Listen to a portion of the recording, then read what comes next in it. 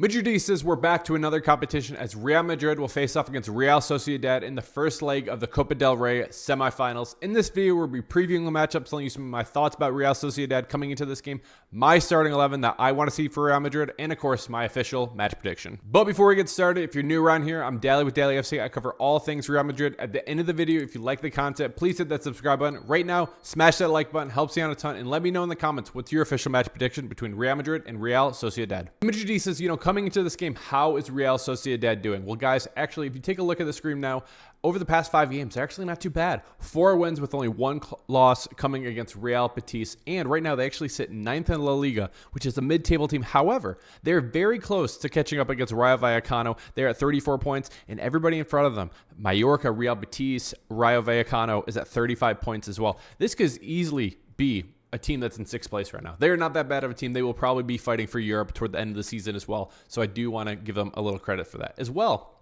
The last time we played them, you might be wondering, Dally, what happened? How did it look the last time? Well, actually, it was way back when, all the way back in September. And honestly, it was a pretty ugly game. I went back and rewatched a little bit of it as well. And it actually took us to get 2 penalties. Real Madrid in this game, guys. Vinny gets a penalty in this one, and Kylian Mbappe gets a penalty as well for us to ultimately win the game 2-0. It was a struggle. It was a struggle in this game. And, there is a couple good players on that team as well. One of them used to be at Real Madrid for just a little bit. And, the hype around this guy was insane at a moment. Maybe it was from Japan, but I am talking about the Japanese Messi is what they called him at a time. I'm talking about Kubo. Kubo at a time when he was at Real Madrid, way back in 2019 now. I think a lot of people kind of thought, this kid is eventually, he's going to be a baller for Real Madrid. Unfortunately, it never worked out. At the same time, when you take a look at his market value, 57.6 million, he's still pretty good over there for Real Sociedad as well. 5 goals so far this season for him in 24 matches. He's not that bad. I think he's actually a pretty good player as well. And another pretty good player as well is Martin Zubimendi. Zubimendi, we'll go full screen for Zubimendi.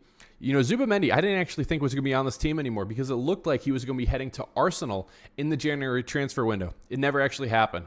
So Zubimendi is still stuck there at Real Sociedad. Maybe he might be moving at the end of the year, but right now he will be out there for Real Sociedad. I expect both of those players to be out there, and they are both very good players as well, so I do wanted to highlight them as well. Now, when it comes to this game, first of all, this is the first leg of the Copa del Rey for Real Madrid. And so we will be heading to San Sebastian to play against Real Sociedad. And then in a month's time, actually, it's not even just that. It is April 1st is when the second leg is. Crazy long time between the 2 legs. So we won't see them for a while after this game as well. And we'll be back at home, of course, in the Santiago Bernabeu for that one as well. Now, coming into this game, I'll be honest. You might be wondering, Dally, why'd you upload this so late? Well, actually, guys, I've been waiting most of the day, unfortunately, because I've been waiting. I always like to see what the squad list looks like for Real Madrid. And as of recording this right now, this is the first time this entire season I don't have the squad list yet. For some reason, I don't know what it is with Real Madrid. So if there's any Real Madrid admins out there running the Twitter account, running the Instagram, where's the squad list, man? Because there's a couple different things that actually happened today that I wanted us to be seeing who's going to be on that squad list. Because the big one today was actually Kylian Mbappe. And if you haven't heard the news, Kylian Mbappe today, he was not at training because he had a tooth extraction. Carlo Ancelotti came out and said he will travel and he will be available tomorrow. But again, I don't have a squad list. So a couple different things I wanted to be talking about in this game. I don't know exactly who's going to be starting. So I'm going with what I believe should be happening in this one. And I'm sorry, but if Kylian Mbappe gets a tooth out in this game or the day before the game, I don't expect him to even be traveling personally, especially, again, it's the first leg of this game as well. I think this is an opportunity for us to rest him. We have a game against Real Betis this weekend. And then, of course, Atletico Madrid in the first leg of the Champions League next week as well. So I would be saying we need to be resting Kylian Mbappe in this one. However, one of the positives is we lose Kylian Mbappe probably for today.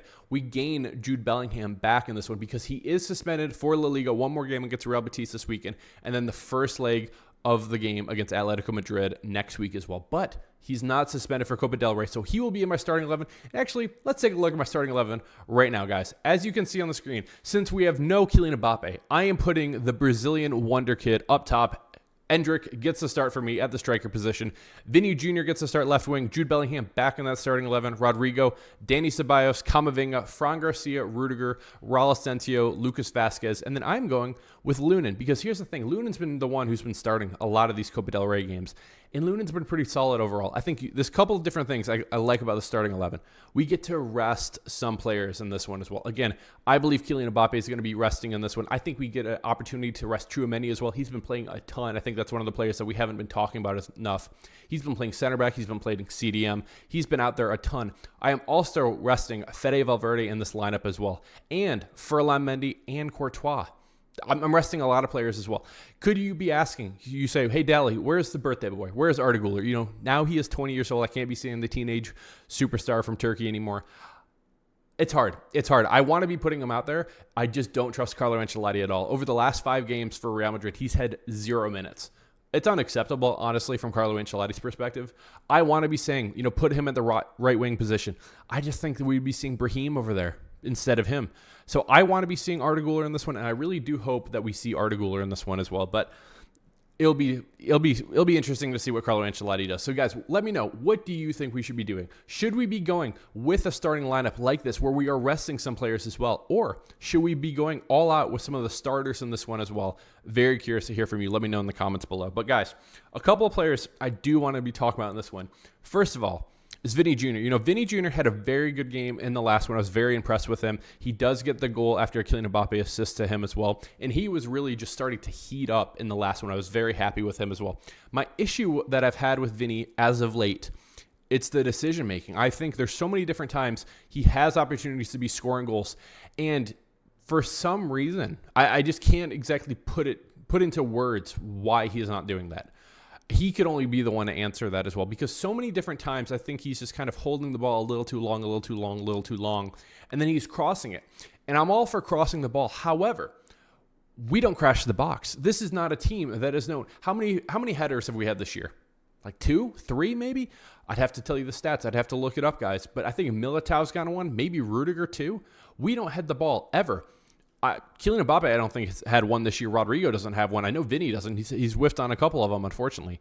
We don't head the ball. Endrick, he's not a Joselu. He is not. He is like 5'9", 5'8" out there. He's not going to be the one heading the ball. So I don't understand the point to cross the ball out there. Jude Bellingham could be the one on the end of some of these headers as well. But even then, you're relying on like one player. I just don't understand the crosses sometimes. I think it's like a last-ditch effort. So what I would like to be seeing from Vinny, a little different in this game, is when we have this lineup, and when Vinny is crashing here, I want Jude Bellingham to come far post here or near post, and Endrick crashing near post as well, with Rodrigo kind of over here as well. Because maybe instead of us crossing the ball, maybe Rodrigo can be here and re-catch the ball, and we can kind of restart the attack as well. And maybe Rodrigo can kind of dribble in, drive in as well. Otherwise, I want Vinny absolutely just passing this ball near post or far post as well, with Endrick crashing in or Jude Bellingham the one crashing in as well. I think that's what we need to be doing a lot more instead of crossing this ball in the air. I just don't understand it. So that's what I'd like to be seeing from Vinny as well from him. I want him to be a little more selfish.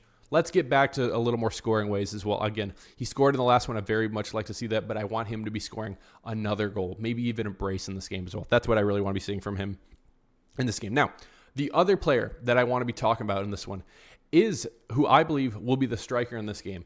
And I think it is Endrick. I do think Endrick's actually going to get an opportunity to shine in this one too. Will it be for the full 90 minutes? No. I honestly think, though, if Carlo Ancelotti, this is a fact, Mbappe had a tooth extraction today. There's no, don't start him. Don't start him. There's no reason to be starting him in this game. This is a game, again, we have 2 legs in this one. You can start him later when it's April, depending on whatever the outcome is for this one. I think this is a perfect opportunity to be starting Endrick in this one. That's what I want to be doing, and that is what I will be doing this one as well. It's time to shine, baby. Endrick, baby R9. I want to see Endrick absolutely balling out in this game as well. A couple different things I want from him. Quick release, driving forward so many different times. I just want him taking a lot more shots, because I feel like a couple different times he's taking shots, but they're so far outside the box as well. I think he actually did good in just like the 3 minutes, unfortunately. Carlo, what are we doing? 3 minutes, mate?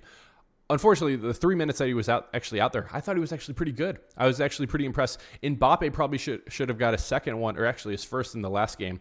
Unfortunately, it didn't happen for him.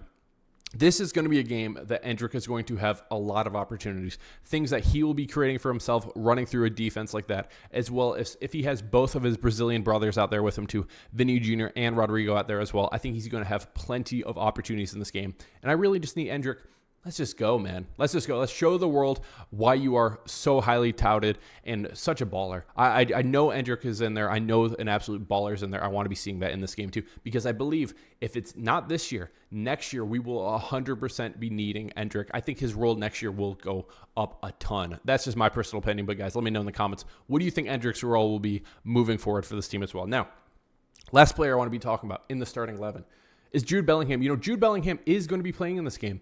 I feel very confident in saying that as well. And the thing that I need from Jude in this one as well, he's back just for a little bit. He is suspended again this coming weekend and the first leg next weekend. So I need Jude Bellingham. First and foremost, dude, you got to stay healthy. We need him out there. I mean, the difference between Brahim and Jude is night and day, honestly.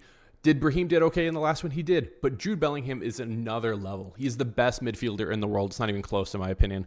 We need Jude Bellingham to be staying healthy in this one as well. I'd also like to see Jude. Let's get some shots, man. So many different times, too. He's been taking like 1 or 2 shots a game, especially the times he's been taking 1 shot. It's been leading to a goal. I would like to see Jude Bellingham take a couple more shots, crash the box a couple more times as well, and really let's get a goal in this one as well. That's what I really like to be seeing from Jude Bellingham. Now, this game overall, I'd love us to rotate some players in this one. I think this is a great opportunity to see some different players out there. Of course, I do have Endrick getting the start in this one too. I'm putting Lucas Vazquez out there. I feel okay doing that too. I want to be resting Fede Valverde. I would love to see Alaba a little more too. Maybe we can bench Rudiger later in this game too, and we can be seeing Alaba getting back out there. I would also absolutely love to see Arda Güler out there as well. We just need to be rotating in this game as well.